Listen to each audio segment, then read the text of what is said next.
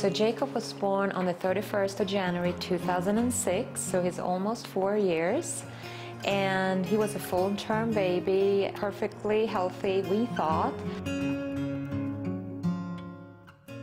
Around 2.5 months old, he started to have more problems and stopped eating, basically. Didn't gain any weight anymore. And by that time, he had fallen below the growth curve.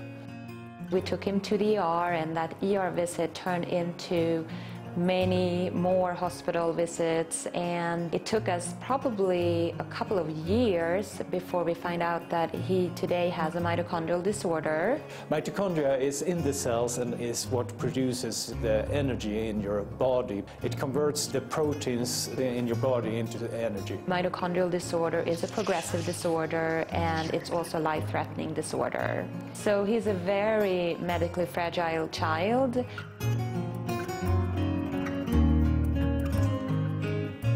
In 2009, there were 2 incidents where we actually thought we would lose him.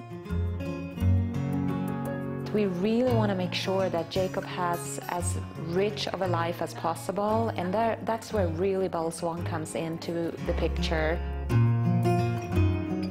We found out about Swan from a case manager Jacob was working with, and she told us basically that Swan would be the best preschool for Jacob. It seemed to be a perfect place for Jacob. The minute we walk through the door, we feel the love and warmth of the teachers, of the other parents, of the kids. And Jacob has a place where he can be a normal kid. It's not about his special needs. It's not about coming into the school in a wheelchair. He's just one of them, and he is embraced as any other kid.